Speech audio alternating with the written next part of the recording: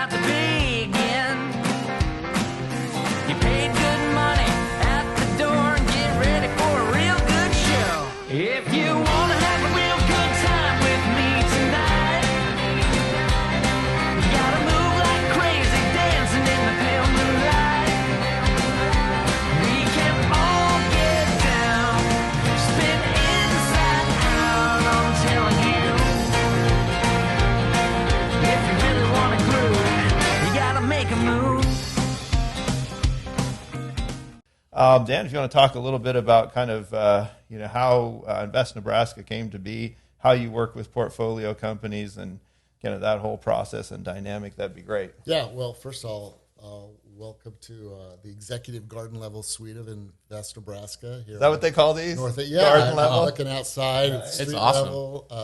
This is what $1,500 a month gets you in Lincoln. Jeez. So we've got a garage door, open space. You could get this in Silicon Valley if you just added another zero. I think $15,000 a month. You could probably get this.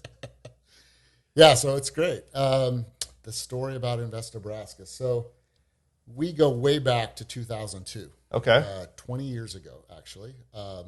Governor Mike Johans at the time noticed that Nebraska ranked last for venture capital and proposed what was called the Nebraska Venture Capital Forum Act, which wanted to create an entity to act as an intermediary between funders and entrepreneurs in Nebraska.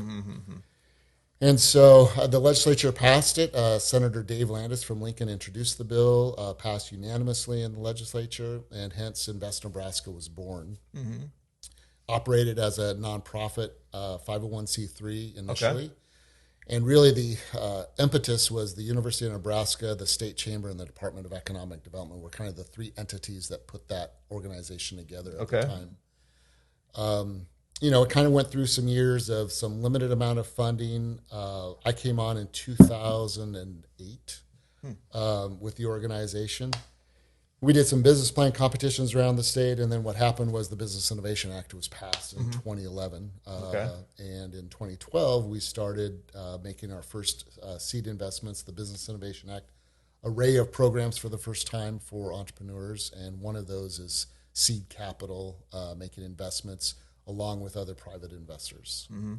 And so we've been actually investing since 2012 in startups in Nebraska. All right. So you have some exits over here. So you've obviously exited some of those. We've had some. We got to add a couple more from 2021. But things are going extremely well, and we're starting to redeploy return capital that we've received. So, and is that kind of the model where when you do have an exit and you have proceeds, that just stays in the fund and then gets reinvested? Yep, exactly. And what we do as a venture development organization is not unique. It's been done on the East Coast for 20, 30 years. So this isn't anything different. You probably find, though, that Invest Nebraska is the farthest west in the country of organizations that are doing this as a nonprofit that works with the state entity. Okay. As we had our board meeting last month, we've invested $28 million in the last 10 years. Okay. About $6 million of that is actually return capital that we've received from our exits. Okay. That we've redeployed. So the model is starting to work as it was always intended. As we get money, we deploy it, and as the money comes back, we are redeploying it. So that evergreen model continues to grow in Nebraska. Hey, Riley here. Thanks for listening to this episode of the Make a Move podcast.